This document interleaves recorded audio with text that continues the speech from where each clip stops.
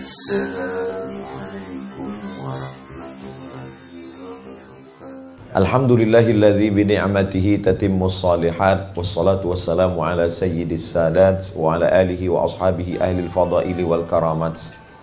Subhanaka la ilma lana illa ma 'allamtana innaka antal alimul hakim. Rabbi shrah li sadri wa yassir li amri wahlul 'uqdatam min lisani yafqahu qawli. Mencari surga. Surga, ada seorang datang menjumpai Ahmad Dedan. Dia ateis, tak percaya kepada surga itu ada. Tuhan pun kata dia tak ada. Kata dia begini, macam mana nanti kalau kita mati, rupanya surga itu tak ada. Apakah kita tak sedih kecewa? Kita tak minum khamar kerana nak masuk surga.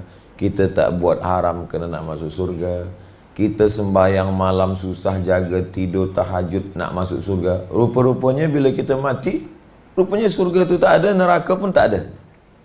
Dijawab balik oleh Syekh Ahmad Dedan. Kata dia, macam mana kalau kita balik? Rupanya selepas kita mati, kamu yang tak percaya neraka surga ada, rupa-rupanya neraka itu ada. Dan surga itu pun ada. Kalau saya buat baik kerana ingin surga, saya takut buat haram kerana takut neraka, rupa-rupanya surga tak ada. Dan engkau buat sesuka hati engkau, selepas mati rupanya neraka ada. Kesedihan kamu lebih hebat daripada kesedihan saya. Jadi, yang membuat orang tetap kuat menjalani hidup adalah kerana percaya bahawa surga itu ada. Orang yang hidupnya susah, lahir ayahnya tak ada, besar sikit emaknya meninggal, menikah rupanya suami tak baik atau isteri tak baik, na'udzubillah, dapat anak, anak menderhaka, jiran tetangga hasad dengki busuk hati, maka dia tak putus asa. Sebab apa? Nanti selepas mati akan ada kebahagiaan bernama surga. Begitu juga orang kalau terlampau senang dalam hidupnya, dia pun tidak angkuh dan sombong, kerana bagi dia yang dapat ini pun belum seberapa, sebab nanti ada yang lebih hebat lagi, yaitu surga. Sebelum ulama, para habaib datang ke Nusantara, apakah nenek moyang kita tahu tentang surga? Tahu. Dari mana Ustaz Somad mengatakan orang Melayu ni tahu tentang surga? Kerana ada satu kata yang tidak diambil dari bahasa Arab. Apa dia? Surga. Surga bukan dari bahasa Arab. Dulu tak ada zakat. Selepas orang Islam datang, baru ada zakat. Itu maka ada kata zakat. Tapi surga, sebelum orang Islam datang, sebelum nenek moyang kita bersyahadat, mereka dah tahu bahawa ada surga. Bahasa Arabnya surga itu jannah. Jannah diambil dari kata jannah. Jannah artinya tertutup. Kenapa surga itu disebut tertutup? Batang kayu, dahan, ranting, daun-daunnya saling bertautan sehingga tertutup tanah, cahaya matahari tak sampai ke bawah. Itulah mana asal surga. Semua kata jannah ni artinya tertutup. Mohon maaf, janin yang ada dalam rahim perempuan itu disebut dengan janin. Janin dari bahasa Arab jannah, janin, tertutup. Karena dia ditutup 3 lapis. Plasenta, rahim, kulit perut. Maka disebut tertutup. Mohon maaf, orang yang gila, bahasa Arabnya junun, majnun dari kata jannah, tertutup. Kenapa orang gila itu disebut tertutup? Kerana fikirannya tak nampak. Tertutup, tak boleh membezakan mana baik, mana buruk, mana kawan, mana lawan. Tertutup akal pikiran, disebut majnun dari kata jannah. Janin dari kata jannah, surga jannah dari kata jannah. Dan makhluk yang tak nampak, tertutup mata kita, pun diambil dari kata jannah. Jin. Wa ma khalaqtul jin.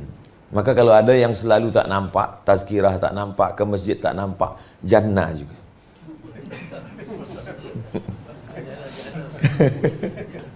Kita ni disebut dengan bashar. Bashar maknanya kulit. Karena kulit nampak. Kita bila jumpa orang pertama kali yang nampak adalah kulit, maka disebut dengan bishrah kulit, basharan sawiya, makhluk yang memiliki kulit dan sempurna. Maka dalam Quran selalu disebut jannatin tajri min tahtihal anhar. Jannah tajri, mengalir, min tahtihal anhar, di bawahnya ada sungai-sungai. Dan semua rumah orang Melayu di tepi sungai. Dan semua manusia suka kepada sungai. Peradaban berawal dari tepi sungai. Dari sungai Nil, sungai Tigris, sungai Efrat.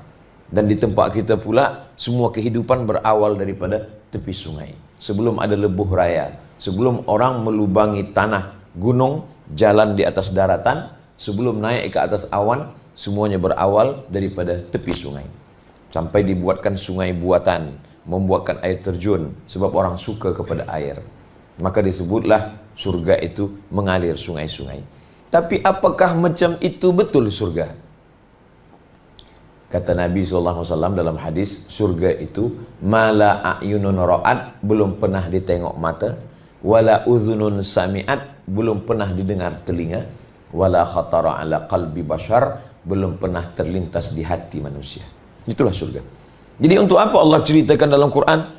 Ada pokok kayu, wa inabau wa qatsba, ada buah kurma, ada kemudian buah tin dan zaitun. Itu surga yang diinginkan oleh orang Arab. Sebab dia suka kurma, dia suka tin, dia suka zaitun. Kalau orang Melayu, bila dia masuk surga, yang pertama dia tengok, mungkin dia tanya, ada nasi lemak? Ada nasi padang? Ada nasi ayam asam pedas?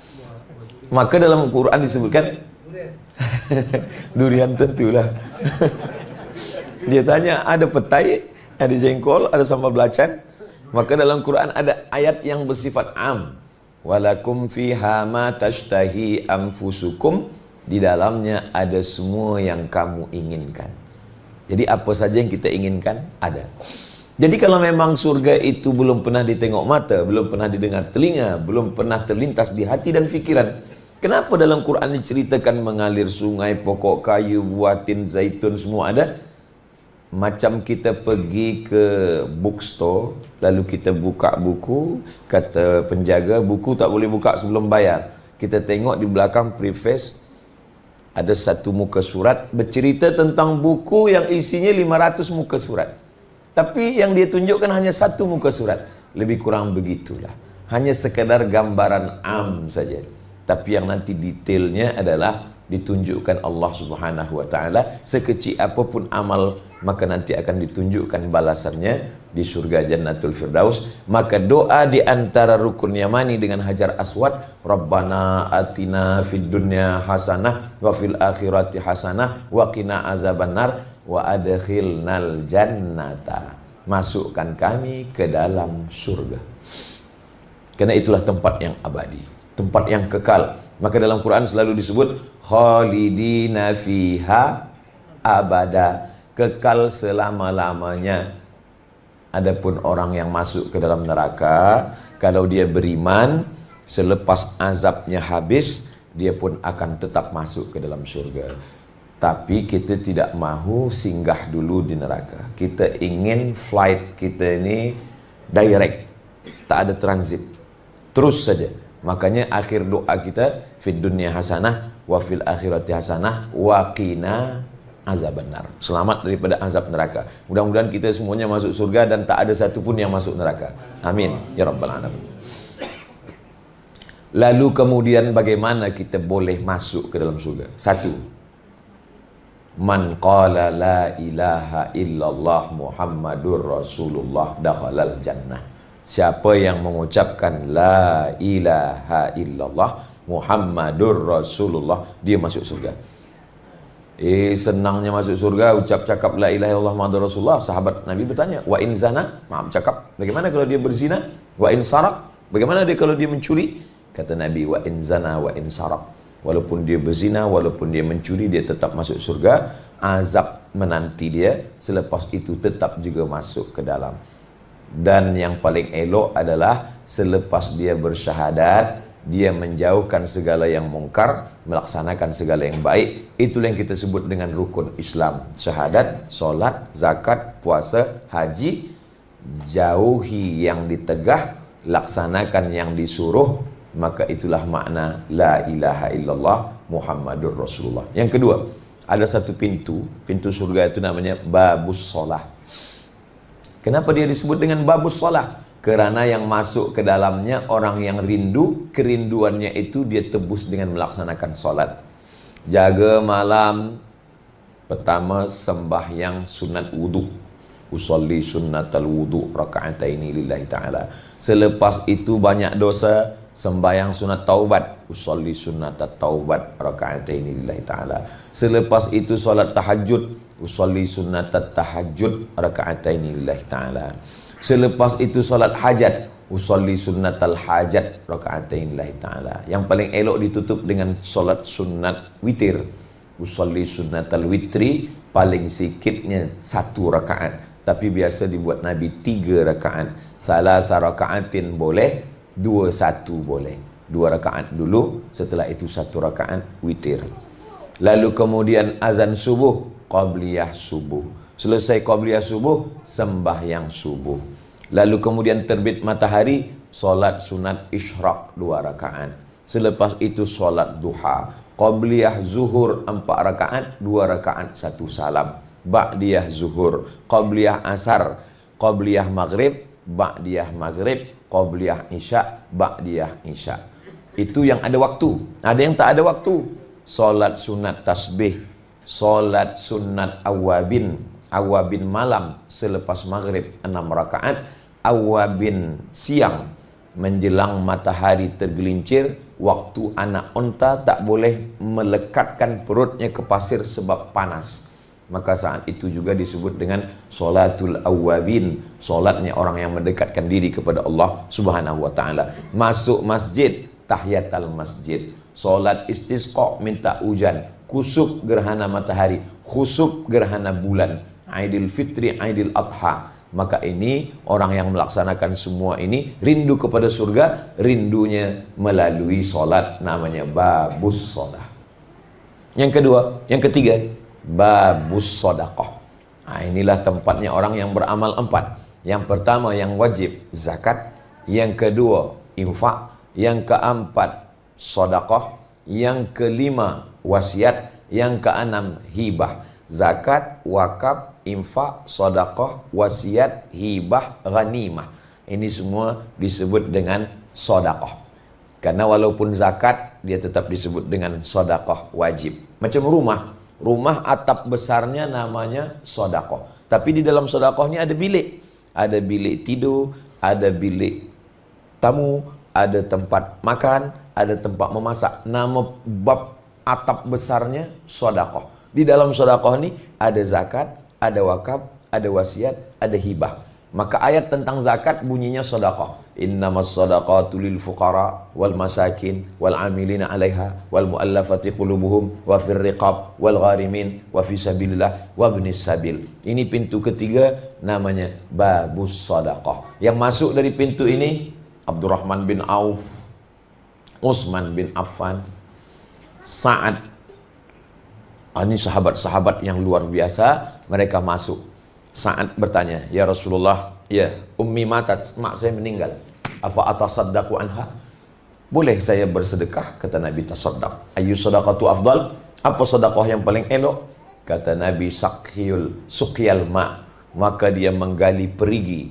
Di zaman itu siapa yang punya perigi, dia yang paling banyak duit. Sebab ada air. Air lebih mahal. Sampai hari ini lebih mahal daripada benzin.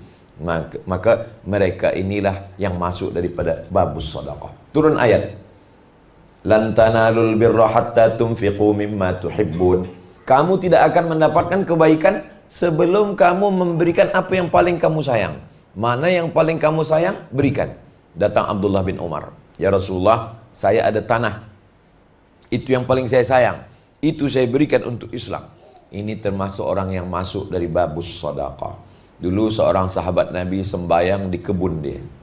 Sembayang sunat. Bila dia sembayang di kebun, dia dengar suara kicau burung.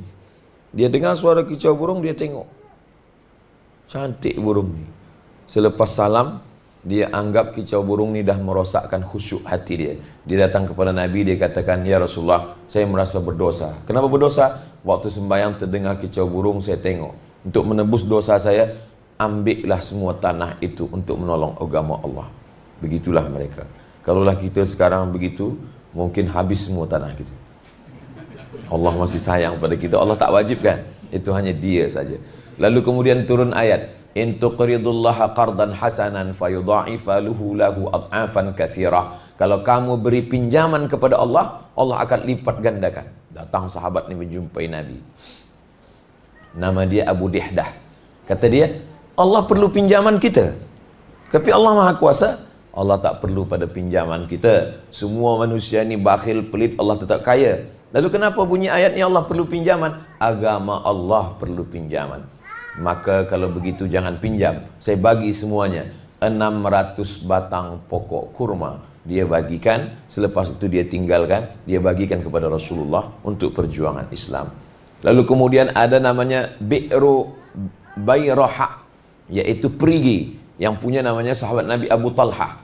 Lalu kemudian ketika turun ayat, maka dia berikan untuk perjuangan Islam. Begitulah mereka ingin masuk ke dalam surga melalui namanya Babus Sadaqah.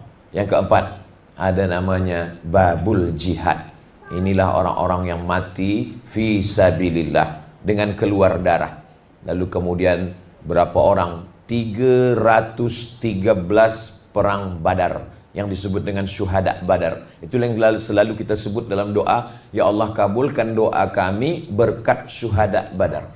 Salatullah salamullah ala taha rasulillah, salatullah salamullah ala yasin habibillah, tawassalna bi bismillah wa bil hadi rasulillah wa kulli mujahidin lillah bi ahlil badri. Ya Allah. Jadi sebenarnya dalam selawat itu kita sedang menyebut bi ahlil badri, mereka yang mati dalam perang Badar. Ini mereka yang masuk rindu kepada surga, masuknya melalui babul jihad. Ada sahabat Nabi yang juga pakcik Nabi, sebab dia adalah bersaudara kandung dengan ayah Nabi. Nama ayah Nabi Abdullah bin Abdul Muttalib, nama dia Hamzah bin Abdul Muttalib. Hamzah ini dibunuh oleh seorang lelaki berkulit hitam namanya Wahsy. Wahsy ini ditugaskan oleh seorang perempuan namanya Hindun. Hindun ini sakit hati sebab ayah dia meninggal pada perang Badar. Perang Badar mati ayah dia. Maka dia pesankan kepada Wahsy, Wahsy, engkau budak saya. Kalau kau berhasil membunuh Hamzah, engkau tak lagi jadi budak. Maka Wahsy pun ambil tombak, ambil pedang. Pada perang Uhud dia tengok, dia tidak ada bunuh yang lain, dia hanya membunuh Hamzah saja. Selepas itu dia bunuh Hamzah. Wahsy bercerita bagaimana dia membunuh Hamzah. Ta'antu hirbati, aku cucukkan tombakku ke tengkuk Hamzah. Hazzaztuha, aku goncangkan. Wa kharajat baina fakhidaihi, hingga keluar di antara kedua kakinya. Selepas itu dia gunting hidung Hamzah, dia gunting telinga Hamzah, dia cucuk dengan benang, dia jadikan buah rantai. Selepas itu dia koyak jantung Hamzah. Datang Hindun mengambil jantung Hamzah, dia kunyah. Kerana Hindun bersumpah. Tapi kalau ada puan nama Hindun, banyak juga Hindun yang baik. Jangan sebab ini nanti, ini engkau nak kunyah jantung aku. Jadi ada memang Hindun, tak semua tak baik. Dia kunyah. Lalu kemudian itu terjadi pada perang Uhud tahun ketiga. Mereka ni semua masuk surga melalui babul jihad. Jadi rindu kepada surga ini sama macam rindu pada orang. Saya rindu, macam mana obati rindu? Video call. Macam mana obati rindu? Tengok FB. Macam mana obati rindu? YouTube. Ustaz Abdul Somad Official, subscribe, like, share, and comment. Macam mana obati rindu? Tengok grup WhatsApp. Banyak jalan kalau memang kita rindu kepada Allah Subhanahu wa ta'ala. Babul jihad. Hindun tadi pada akhirnya pada tahun ke-8 Nabi datang ke kota Makkah, dia masuk Islam. Dia bersumpah, aku sampai mati tak nak masuk Islam. Tiba-tiba ketika Nabi masuk ke kota Makkah, dia bersyahadat, asyhadu an la ilaha illallah wa asyhadu anna Muhammadur Rasulullah. Orang pun berdatangan kepada Hindun. Hindun, dulu kata kau tak akan masuk Islam. Kata Hindun, aku tak masuk Islam. Tapi engkau bersyahadat, Islam tu yang masuk ke hati aku. Pandai dia menjawab. Begitu juga dengan Wahsy. Wahsy lari ke Taif, 100 km lebih kurang dari kota Makkah. Dia takut telinga dia kena gunting, dia takut hidung dia kena potong. Dia lari ke Taif. 19 hari Nabi ada di kota Makkah. Selepas itu Nabi balik ke Madinah. Dia dapat kabar Nabi dah balik ke Madinah. Dia balik dari Taif. Dia tengok orang Makkah tak ada hilang hidung, tak ada hilang telinga. Muhammad buat apa pada kamu? Tak ada. Dia tak ada bunuh kami, dia tak ada pancung kami. Wahsy pula kejar Nabi pergi ke Madinah. Sampai di Madinah Nabi bertanya, "Anta Wahsy? Engkau Wahsy?" "Ya." "Qatalta Hamzah? Kau yang sudah membunuh Hamzah?" "Ya." Nabi doakan Wahsy dengan membagi pukulan tepukan lembut di dada dia supaya kuat dalam iman dan Islam. Selepas itu apa kata Nabi kepada Wahsy? "Arib wajhaka anni." Cuba tolong engkau palingkan wajah engkau dari aku. Nabi bukan marah. Nabi suruh palingkan sebab bila menengok wajah Wahsy, Nabi teringat kepada wajah pakcik dia Hamzah bin Abdul Thalib. Kata orang dendam, ini bukan dendam. Ini setakat terbayang. Selepas itu Wahsy pun balik. Wahsy setiap menengok tangan dia, kata Wahsy, tanganku ini sudah membunuh orang paling baik. Istighfar tak menghilangkan, sembahyang tak menghilangkan, solawat. Dia tetap menengok tangannya ini, pernah menombak Hamzah, menggunting Hamzah, memotong Hamzah. Bilalah agaknya aku boleh membersihkan tanganku ini, kata Wahsy. Sampai akhirnya selepas Nabi Muhammad SAW meninggal, datang Khalifah Abu Bakar Siddiq. Pada masa Abu Bakar Siddiq ini ada seorang Nabi palsu namanya Musailamah Al-Kadzab. Inilah kesempatan, kata Wahsy. Aku mesti bersihkan tangan aku. Dulu aku membunuh orang paling baik, sekarang aku akan bunuh orang paling jahat. Inilah dia. Yang membunuh Nabi palsu Musailamah Al-Kadzab itu adalah Wahsy. Jadi Wahsy pun pada akhirnya masuk surga juga melalui babul jihad. Kita mesti berniat berjihad. Berjihad dengan harta. Wa tujahiduna fi sabilillahi bi amwalikum, dengan harta kamu, wa anfusikum, dengan nyawa kamu. Tak boleh dengan nyawa, dengan harta. Tak boleh dengan harta, dengan ilmu, dengan akal, dengan fikiran. Babul jihad. Yang kelima, ada yang masuk ke dalam itu melalui babul kaziminal ghaiz, menahan amarah. Nak masuk melalui babul jihad, tak kuat berperang. Nak masuk melalui sedekah, tak ada harta. Nak masuk melalui salat, tak kuat nak sembahyang. Maka babul kaziminal ghaiz, menahan amarah. Jadi ada orang yang ketika kita minta, kamu boleh bangun bina masjid? Tak boleh. Sembahyang, yang wajib-wajib okey, tapi yang sunat-sunat tak kuat. Lalu apa amal kamu? Saya tahan marah. Marah apa? Marah kepada kamu sebab kamu banyak tanya betul. Boleh tahan marah. Ada setengah orang, Ustaz Abu Somad, kalau Ustaz nak minta duit saya sedekah, saya siap. Nak minta saya berjihad, saya siap. Nak minta saya puasa, saya siap. Nak minta sembahyang, saya siap. Asal jangan satu, Ustaz. Apa? Jangan suruh saya tahan marah. Ada orang memang tak tahan marah, tapi ada orang boleh dia menahan marah. Tuan Haji, tadi saya nampak anak gadis Tuan Haji dibawa orang. Tak apa, kita mesti ikhlas. Itu bukan marah, bodoh. Ada masanya kita memang wajib marah. Apa itu marah? Kalau Allah ganggu keluarga kita, kita memang wajib marah. Jadi Islam bukan menghilangkan marah. Islam menempatkan marah pada tempatnya. Tapi Nabi tak ada marah. Nabi manakala giginya patah dia tak marah, pelipisnya berdarah dia tak marah. Tapi ingat, dia pernah baca kunut nazilah 1 bulan. Allahumma al'an bani Ri'il, Allahumma al'an Zakwan, Allahumma al'an Usayyah, laknatlah Ri'il, laknatlah Zakwan, laknatlah Usayyah. Bila? Ketika 70 da'i yang dikirim dibunuh oleh 3 suku ini, Nabi marah dan Nabi melaknat mereka. Jadi Nabi itu jangan sangka kata Nabi tak marah. Nabi ada juga masanya marah ketika agama dihinakan. Apa kata Buya Haji Abdul Karim Malik Amrullah Hamka? Kata Buya Hamka, kalau agamamu dihina engkau tak marah, gantilah bajumu dengan kain kafan. Boleh untuk status esok pagi. Kita wajib marah. Ulama kita, agama kita dihinakan. Tapi bila agama dihina oleh orang, tanya, awak tak marah? Saya nak masuk surga dari babul kazimin al-ghaiz. Ini bukan orang menahan amarah. Ini orang tak ada rasa cemburu, tak ada ghirah dalam dirinya.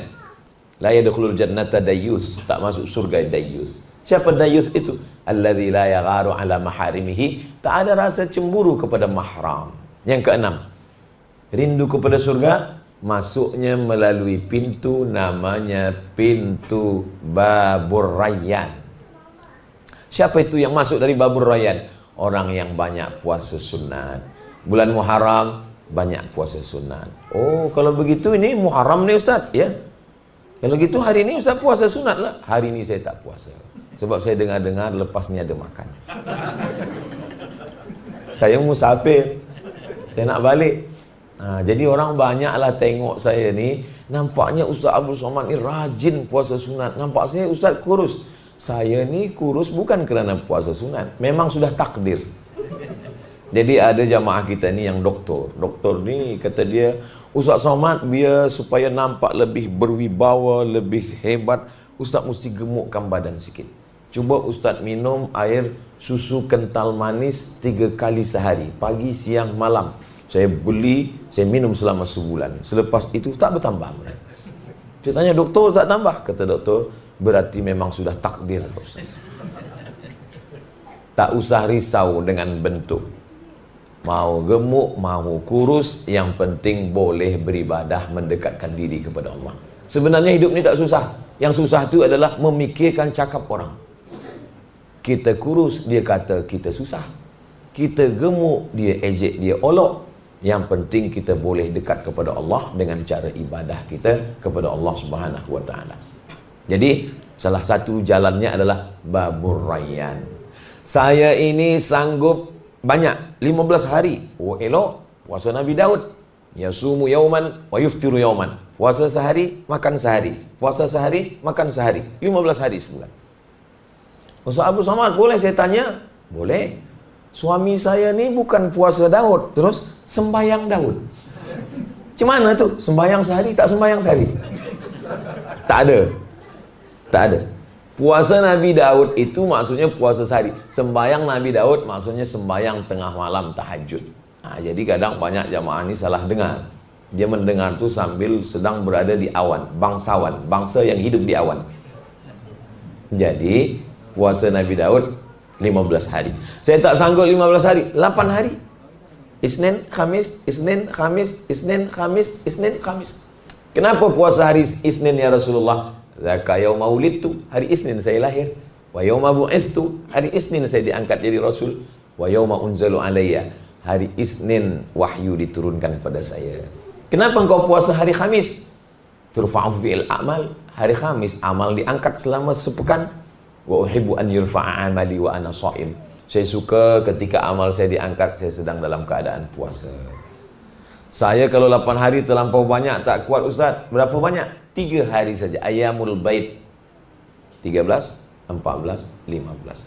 Saya 3 hari pun tak boleh. Tak apa-apa. Puasa wajib Ramadan saja. Ramadan pun tak boleh. Ganti di bulan yang lain. Di bulan yang lain pun saya tak boleh ganti. Bayar fidyah. Bayar fidyah pun tak boleh, menerima fidyah. Hebatnya Islam. Macam mana makna bayar fidyah? Faman lam yajid, siapa yang tak mampu. Wa 'alal ladzina yutiqunahu fidyatun ta'amu miskin. Siapa yang tak mampu maka dia bayar fidyah bagi makan orang miskin. Kamu bayar fidyah. Apa tu fidyah? Bagi makan orang miskin. Saya yang miskin Ustaz, kamu dibagi makan. Agama Islam adalah agama yassiru, berikan kemudahan. La tu'assiru, jangan susahkan orang. Basyiru, berikan kabar gembira. La tunaffiru, jangan buat orang lari dari agama Allah Subhanahu wa ta'ala. Tapi jangan sangka kita dah tebus surga dengan jihad. Kita tebus surga dengan sembahyang. Kita dah masuk surga dengan tahan amarah. Kita merasa dah masuk surga dengan pintu puasa. Karena kata Nabi, la yudkhilul jannata ahadakum amaluhu. Kamu masuk surga bukan kerana amal kamu. Wala anta ya Rasulullah. Engkau pun tak masuk surga karena amalmu. Wala ana. Aku pun tak masuk surga karena amalku. Lalu masuk surga karena apa? Illa ayyataghammadani Allahu birahmatih. Masuk surga karena kasih sayang Allah. Seorang perempuan jahat, tak elok, haus, dia bagi air minum kepada seekor anjing. Anjing pun binatang yang tak elok. Dia ambil, tak ada timba, dia ambil daripada kasut dia, juga tak elok. Tiga tak elok, perempuan tak elok, kasut tak elok, anjing tak elok. Tapi rupanya ada kasih sayang. Maka kasih sayang itulah yang membuat dia masuk ke dalam surga. Tapi jangan hadis ini dijadikan alasan. Kamu bersedekah? Tidak. Kamu sembahyang? Tidak. Kamu puasa? Tidak. Apa bekal kamu masuk surga? Di rumah ada anjing 3 ekor. Jadi kalau menyampaikan hadis itu sempurna semua. Sebab ini seperti puzzle. Jangan dipotong, dikat. Salat, zakat, puasa, haji, sembahyang mungkin tak banyak. Subuh, zuhur, asar, maghrib, isya. Yang wajib-wajib. Qabliyah, ba'diyah, tahajud, witir. Puasa Ramadan, Senin, Khamis. Tapi amal kasih sayang kepada manusia. Seorang yang ahli ibadah menahan kucing tak bagi makan, kata Nabi, masuk neraka. Sebab apa? Tak ada kasih sayang dalam hati. Mengasah pisau di depan mata kambing, Nabi marah. Tak boleh mengasah mata pisau kambing di mata kambing. Kalau nak mengasah pergi ke belakang. Kalau telinga kambing tu panjang, tutupkan ke mata dia. Ini sekarang jangan pula, bukan cuma mengasah pisau di depan mata kambing, mengasah pisau di depan mata suami. Sedang di depan mata kambing saja Nabi marah. Aturidu antumitaha mautatin. Mahukah kamu membuat dia mati berkali-kali? Idza qad zabahtum fa ahsinu dzabhah. Kalau kamu menyembelih, sembelih dengan baik. Wa idza qataltum fa ahsinul qitlah. Kalau kamu membunuh, bunuh dengan baik. Macam mana menyembelih dengan baik? Tajamkan pisaunya. Selepas pisaunya tajam, buat dia mati tenang. Cubalah kita tengok nanti bila haji umrah, tengok tempat penyembelihan unta. Unta tu tegak, datang orang Arab bawa pisau tajam, sekali tarik putus. Datang orang ke rumah saya bawa pisau. Ustaz Abdul Somad, ini pisau. Pisau ni dari mana? Pisau dari Juleha. Siapa Juleha ni? Saya sangka perempuan. Juru sembelih halal. Pisau yang nak dipotongkan ni mesti tajam, Ustaz Abdul Somad. Dia ambil kertas, dia potong. Oh, tajam. Begitulah leher hewan itu. Ini batang pisang, nanti Ustaz potongkan dari bawah. Ustaz dah tahu dah? Dah. Manakala Idul Adha, dia bagi pisau, dia suruh saya potong. Saya nak cakap takut, malu, hilang harga diri saya. Berani Ustaz? Berani, kata saya. Saya seumur-umur hidup tak pernah. Jangankan potong kerbau, potong ayam pun saya takut. Saya ni tazkirah saja yang suara menggelegar, hati saya lembut. Tapi kerana kamera dah on, saya potong. Bismillahirrahmanirrahim, Allahu Akbar. Huwal awwal wal akhir. Itu yang pertama dan terakhir. Lepas tu tak ada potong lagi. Ada videonya, tengok di YouTube. Kalau nak cari, tulis UAS sembelih. Nampak saya potong sekali. Sekali tarik putus. Maka tak boleh dengan pisau tumpul. Ini sekarang kalau sudah Idul Adha, banyaklah tersiksa dengan pisau tumpul. Tak putus-putus. Allah Subhanahu Wa Taala, kalau kamu memukul, pukul sekali pukul dengan kasih sayang, mati. Sembayang. Allahu Akbar. Uqtulul aswadaini fi shalah. Bunuhlah dua yang hitam sedang sembayang. Dua yang hitam itu masuknya al-aqrab, kala, wal thu'ban, ular. Membunuh, sekali bunuh, pukul, mati. Mati. Tidak boleh menyiksa binatang. Kerana marah dengan lipan, marah dengan kala, hari ini ekornya, esok capitnya. Oh, tak boleh. Sekali pukul mesti mati. Jadi kita ini karena rahmat Allah. Al-Quran dibuka, dibaca. Apa yang pertama kali ayat? Bismillahirrahmanirrahim. Kasih sayang Allah. Duduk antara dua sujud. Rabbil firli warhamni. Rahmati saya. Ada orang meninggal. Allahumma gfir lahu warhamhu. Man la yarham la yurham. Siapa yang tak ada rasa kasih sayang dalam hatinya, maka dia tidak disayang Allah Subhanahu wa taala. Irhamu man fil ardi, sayangi makhluk yang ada di bumi, yarhamkum man fis sama, malaikat di langit akan menyayangi kamu. Kita berjumpa ni kerana kasih sayang karena Allah Subhanahu wa taala. Berkasih sayang karena harta binasa. Berkasih sayang karena kuasa sirna. Berkasih sayang karena Allah. Itulah yang abadi hingga ke jannah, hingga ke surga Allah. Mudah-mudahan kita semuanya berkasih sayang karena Allah Subhanahu wa taala. Itulah yang membuat kita masuk ke dalam surga Allah. Ustaz Abdul Somad, kami tengok di dalam Instagram ada menulis. Saya dengan kawan saya, kawan sama-sama sekolah, saya ambil gambar, saya posting di Instagram. Saya buat bersahabat di dunia, berjiran di surga. Oh, orang pun banyak komen, yakin betul dia masuk surga. Memanglah kita yakin masuk surga. Siapa yang menjamin garanti Ustaz masuk surga? Nabi Muhammad SAW. Man qala la ilaha illallah Muhammadur Rasulullah dakhalal jannah. Siapa yang berkata la ilaha illallah Muhammadur Rasulullah masuk surga. Tapi tentu saja kita ikut rukun syahadat, solat, zakat, puasa, haji, iman, antuk minabillah wa malaikatihi wa kutubihi wa rusulihi wal yaumil akhir wa bil qadari khairihi wa syarrihi. Selepas kita bertaubat, kita berjamaah. Selepas kita berjamaah, kita istiqamah. Selepas kita istiqamah, akhirnya kita dapat hadiah husnul khatimah. Doakan supaya Ustaz Abdul Somad husnul khatimah. Selepas husnul khatimah, habis.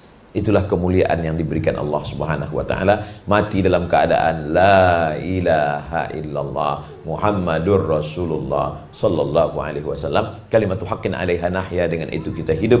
Wa 'alaiha namutu, dengan itu kita mati.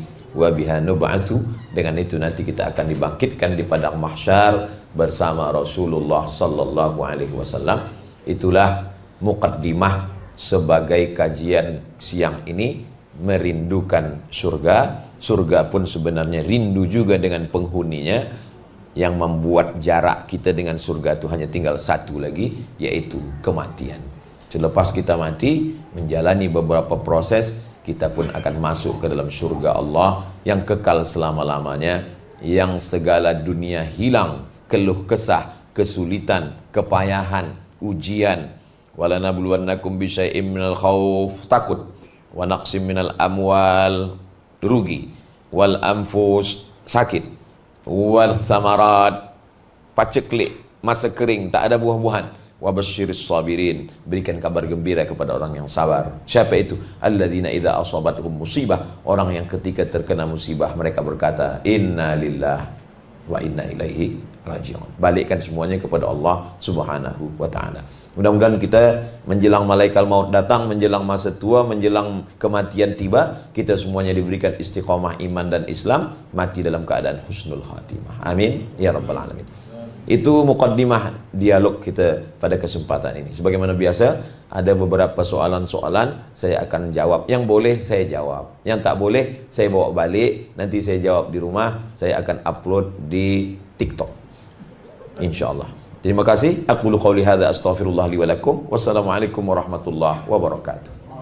Kalau nak masuk surga di akhirat, dapatkan dulu surga di dunia.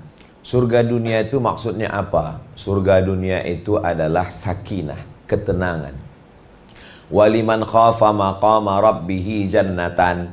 Orang yang takut kepada Allah dapat dua surga. Surga yang mana? Surga di dunia, surga di akhirat. Surga di dunia itu mana? Keluarga, sakinah, mawaddah, warahmah. Rabbana hablana min azwajina, pasangan hidup kami, wa dzurriyyatina, anak cucu keturunan kami, qurrata a'yun, sejuk dipandang mata.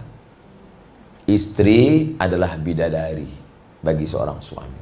Maka katakanlah kepada istri, kamu adalah bidadari surgaku. Tapi aku gemuk bang, kata dia. Engkau bidadari, diturunkan Allah dekat restoran. Allah Subhanahu wa taala dah kirimkan dia ke atas dunia. Ini Ustaz Samad ni bagi tazkirah, cakap macam ini di depan kami ke atau pernah sampaikan pada isteri? Saya dah sampaikan pada dia. Engkau adalah bidadari surgaku, kata dia. Kata dia, entah iya entah tidak. Tapi insya Allah, kalau kita, itulah ketenangan. Balik kita ke rumah, hati kita tenang. Baiti jannati, rumahku adalah surgaku. Itulah keindahan yang luar biasa. Kalau rumah hanya sebagai tempat tidur, apa beda rumah dengan hotel? Kalau rumah hanya setakat tempat makan, apa beda rumah dengan rumah makan restoran? Kalau rumah hanya sebagai tempat mandi, apa beda rumah dengan swimming pool? Rumah adalah tempat kita menenangkan hati.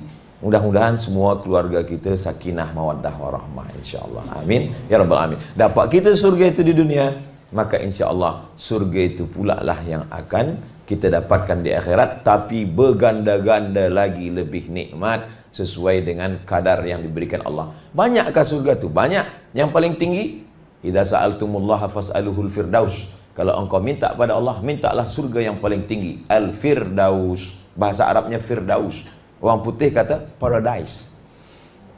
Ya Allah, berikanlah aku al-firdausil a'la. Kalau minta surga, minta tinggi. Banyak sekarang orang berdoa, ya Allah, masukkanlah aku ke surga. Tepi-tepi pun tak apa. Apa minta surga tepi-tepi? Mintalah surga yang paling elok. Tapi ada seorang penyair, dulu dia jahat, minum khamar, mabuk. Tapi selepas dia bertobat, dia merayu Allah. Ilahi lastulil firdausi ahla. Ilahi, ya Allah, lastulil firdausi ahla. Aku tak cocok, tak sesuai, tak layak masuk ke dalam firdaus. Kata Allah, kalau engkau tak cocok masuk firdaus, masuk neraka lah. Wala aqwa 'alan naril jahimi. Aku pun tak kuat pula masuk neraka. Begitu dia merayu Allah. Zunubi mithlu a'dadir rimali. Dosaku sebanyak buih di laut, sebanyak pasir di pantai. Oh, kalau begitu dosa engkau banyak, engkau masuk neraka. Fa innaka ghafirudz dzambil azimi. Tapi ampunanmu lebih banyak lagi daripada dosa-dosaku. Begitulah orang merayu Allah Subhanahu wa taala dengan amal-amal solehnya. Wallahu a'lam bishawab. La yukallifullahu nafsan illa wus'aha. Allah tidak membebani berat kecuali semampu manusia. Jadi di awal itu kalau boleh tegak, di awal itu tegak. Sholli fardhu zuhri arba'a raka'atin mahmuman lillahi ta'ala. Lalu kemudian dia pun tegak. Di tegak itulah dia angkat takbiratul ihram. Allahu akbar. Semampu lama tegak. Tak kuat tegak, duduk. Dari awal tak telap tegak. Dari awal tu duduk. Boleh. Selepas itu dia ruku. Kalau mampu ruku, rukuklah rukuk sempurna. Allahu akbar. Tak mampu ruku ketika duduk. Sami Allahu liman hamidah. Rabbana lakal hamdu mil'us samawati wa mil'ul ardi wa mil'u ma syi'ta min syai'in ba'du. Yang tahu kita boleh tak boleh kita sendiri. Doktor pun kadang tak tahu. Jadi kalau kita sanggup, kita buat. Kita tak sanggup, jangan merasa Islam ini bukan agama pakai rasa-rasa. Islam ini agama. Saya biasa sembahyang zuhur 4. Tiba-tiba musafir 2. Kita rasa macam tak sembahyang. Tapi menurut fiqh sah. Yang biasa ambil wuduk dengan air. Tiba-tiba tak boleh guna air. Kata doktor tak boleh guna air. Kita tayamum. Orang yang pertama kali guna debu tayamum, dia rasa macam tak sembahyang. Aku rasa ni macam tak sedap. Tapi secara fiqh sah. Kalau sudah secara fiqh sah, maka sahlah dia. Nah, jadi itulah pentingnya berilmu. Kalaupun kita ada rasa, rasa kita berdasarkan ilmu. Jadi kalau ditanya, kalau kita duduk, mana yang elok, rukuk atau duduk sambil rukuk atau rukuk yang sempurna? Mampu tak mampu? Kalau mampu, rukuk. Tak mampu, duduk. Tetap rukuk macam biasa. Wallahu a'lam. Sambungan yang tadi. Boleh? Di duduk tu, semasa kita rukuk, adakah tangan kita di lutut, sujud tangan kita lepas. Duduk, keadaan duduk, semayang. Ketika kita sedang tegak tetap Allahu Akbar, turun ke bawah. Sami Allahu liman hamidah, Rabbana lakal hamd. Allahu Akbar, kita sujud. Duduk antara dua sujud itulah baru tangan kita. Sebab duduk di antara dua sujudlah tangan diletakkan alal fakhidhi, di atas paha. Rabbighfirli warhamni wajburni warfa'ni warzuqni wahdini wa'afini wa'fu anni. Allahu Akbar. Subhan rabbil a'la bihamdi, baru tegak balik Allahu akbar. Kalau ada orang yang ketika ruku, dia letakkan di lutut, ruku Allahu akbar, memang selepas itu dia saat tegak dia tetap letak juga, letak je tangan. Mungkin karena satu dan lain hal atau tak ada pegangan, dia jatuh ke bawah, dia letakkan. Apakah solatnya batal? Tidak batal. Ini bukan termasuk gerakan yang membatalkan solat. Wallahu a'lam. Barakallah.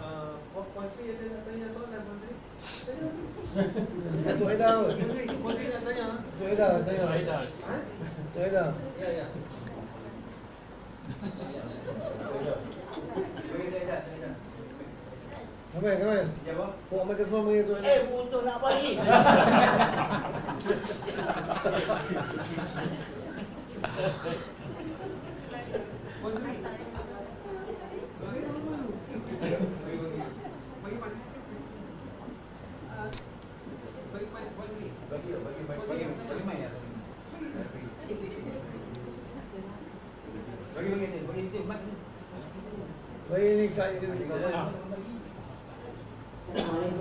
Waalaikumsalam warahmatullahi wabarakatuh. Bagi pihak wanita, saya nak tanya, tadi tu ada masalah, orang kata selalu marah. Marah ni sejak suami tak senyum 5 saat, kita marah. Suami tak balik, tak tegur Assalamualaikum, kita kecil hati. Tapi kita tahu macam mana rasanya untuk perkara tu perkara yang salah.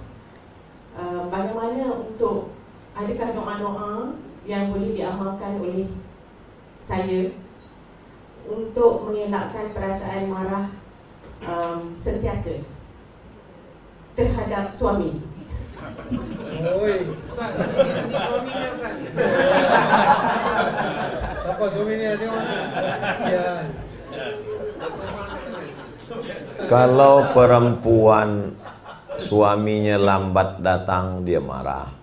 Suami tak pakai kain untuk sembahyang, dia marah. Suami tak senyum, dia marah. Itu perempuan itu yang mengatakan marah. Sebenarnya bahasa Islamnya bukan marah, dia sayang. Kalau marah tu dia diam. Dia tak peduli lagi, nak balik-balik lah, nak sembahyang-sembahyang lah, tidak. Itu baru dia marah. Puncak daripada marah adalah kalau dia dah diam. Jadi kalau tuan-tuan nampak bini diam, itu dia dah marah. Tapi kalau dia masih bercakap, itu berarti dia masih bidadari lagi. Kita pula sebagai lelaki nikmati saja, dengarkan dia sebagai sebuah simfoni yang indah. Beethoven ke, Mozart ke, R&B ke. Jadi kalau dia masih bercakap, kenapa begini, kau sedang di mana? Saya kalau pergi mana-mana, banyak jamaah kawan sahabat tu ambil gambar. Ustaz ambil gambar. Lama-lama saya faham, rupanya nak kirim ke rumah. Sebab dia 5 minit sekali mesti ada report. Jadi ini adalah memang fitrah perempuan begitu. Nabi balik ke rumah. Dari bau mulut Nabi ini ada bau asam. Bau masam ini dari buah namanya maghafir. Maghafir ni macam madu, tapi kalau dimakan dia agak keluar bau masam sikit.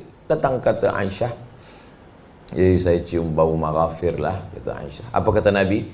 Saya tak akan makan maghafir ni sampai mati. Jadi jangan bayangkan isteri Nabi itu sami'na wa ata'na, diam apa pun. Enggak. Aisyah cakap begitu. Lalu turun ayat, ya ayuhan Nabi, wahai Muhammad SAW, la tuharrimu ma ahallallahu tabtaghi mardata azwajik. Jangan kau haramkan yang halal hanya ingin menyenangkan hati istrimu.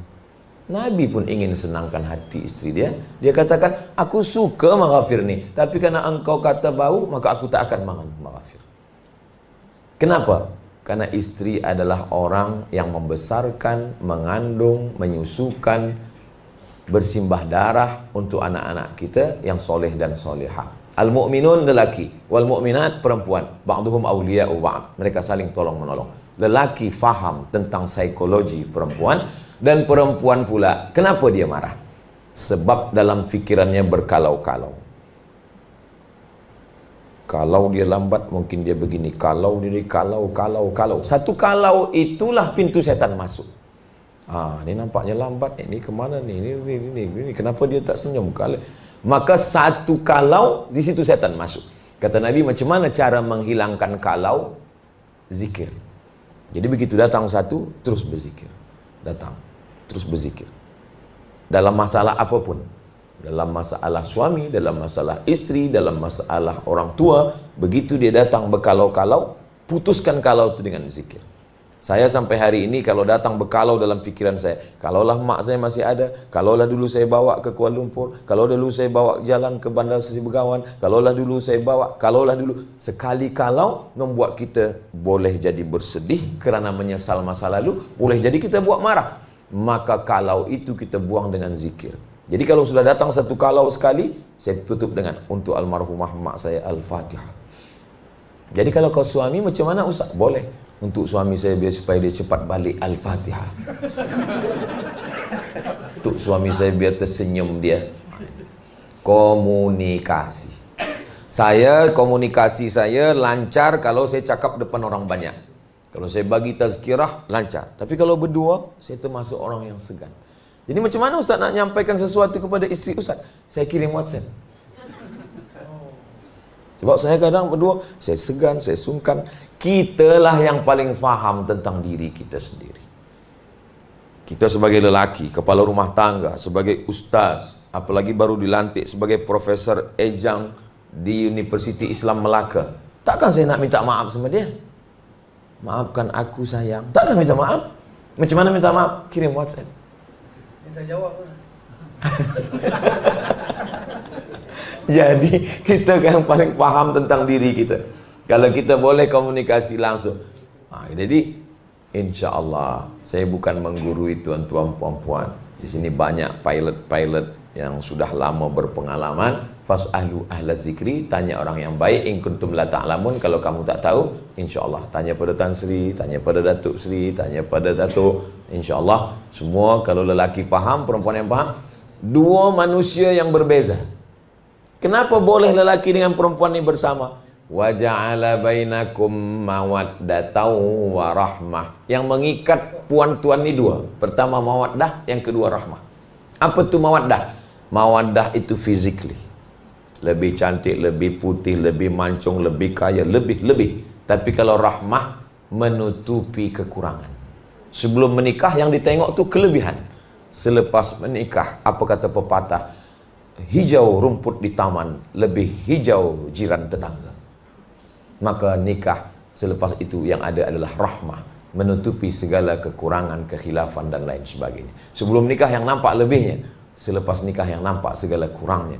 Maka ketika kita komunikasi dengan baik, kita dekatkan diri kepada Allah, maka mudah-mudahan Allah mempertautkan hati kita bersama di dunia, bersama juga di surga insyaAllah. Amin. Mendengar daripada aminnya semua bersetuju insyaAllah. Amin.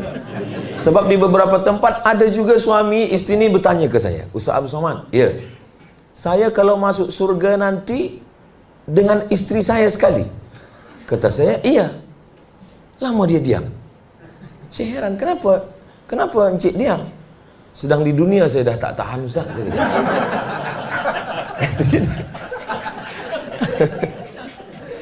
Ada sahabat saya namanya Habib Ba'agil. Jadi sahabat saya ini orang Jakarta. Jadi kata dia ada satu perigi sumur tua di Yaman. Di dalam itu ada penunggu jin. Siapa pun tak berani mengambil air. Suatu ketika datanglah seorang perempuan. Dia ambil air. Rupanya lebih berat lagi air itu sehingga jatuh dia ke dalam. Suaminya mencari di mana nampak ada tanda-tanda. Nampaknya dia masuk ke dalam. Dia pun turunkan timba ke dalam. Turunkan ke timba nak ambil isteri. Tiba-tiba naiklah hinduk jin penjaga perigi tadi. Kata dia tanya, kau siapa? Aku hinduk jin, katanya. Kenapa engkau naik? Aku tak tahan bini kau di bawah.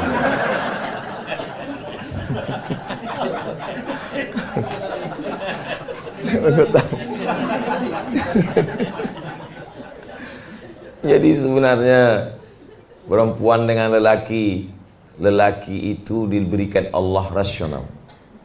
Kalau perempuan merepek-merepek sikit dia faham, sebab perempuan ni banyak yang dia fikirkan. Perempuan pula lebih pada hati, perasaan.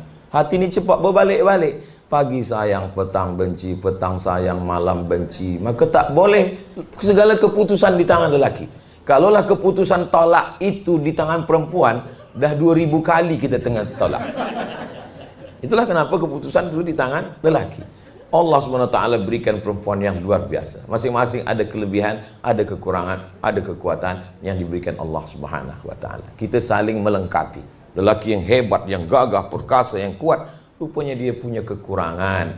Dia tak boleh ada masalah. Perempuan, dia boleh membagi masalah. Bahkan dirinya pun menjadi masalah. Tapi dia boleh juga menyelesaikan banyak masalah.